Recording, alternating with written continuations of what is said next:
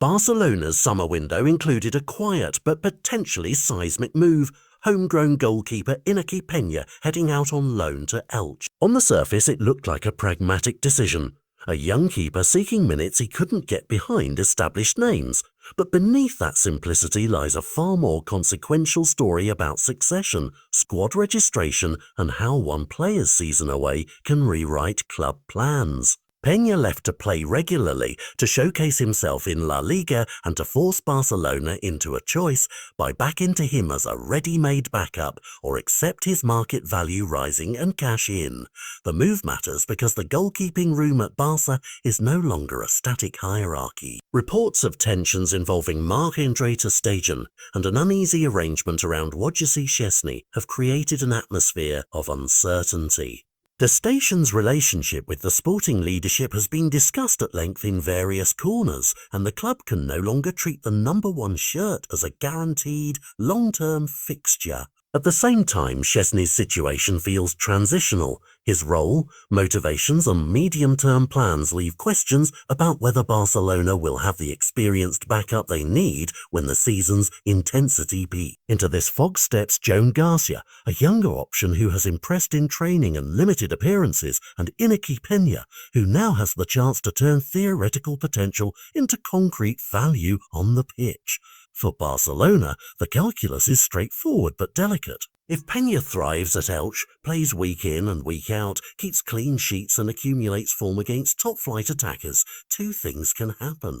He returns as a bona fide, cost-effective backup, ready to accept a supporting role behind Garcia. Or his stock rises enough to spark outside interest that brings a meaningful transfer fee. Either outcome is useful for Barca: stability without overspending, but the club must balance patience, wage structure, and registration rules that limit the number of players they can carry. Conversely, if the loan stalls, if Peña struggles for game time, confidence, or form, Barcelona's options shrink.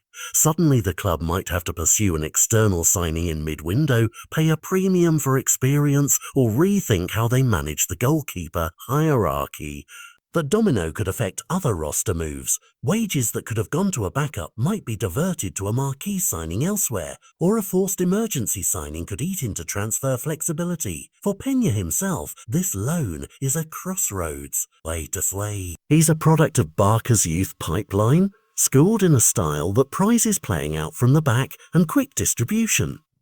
Elche offers him a platform to translate academy polish into consistent senior performances. For fans watching closely, every clean sheet, confident claim, and distribution under pressure will be measured not just as an Elche result, but as a potential bargaining chip for Barcelona. There are narratives here that matter beyond one club: the tension between developing from within and buying experience, the microeconomics of squad building in an era of tight budgets, and how a single player's trajectory can force strategic decisions in the boardroom. Over the coming months, observers should track three concrete signals: Peña's minutes and form at Elche, any public statements or personnel movements involving ter Stegen and Szczesny, and Barcelona's activity in the transfer market when the windows open again. Those indicators will show whether this loan was a clever safeguard, a stealth sale preparation, or simply a chance for a young man to play. Whatever happens, one lesson is clear: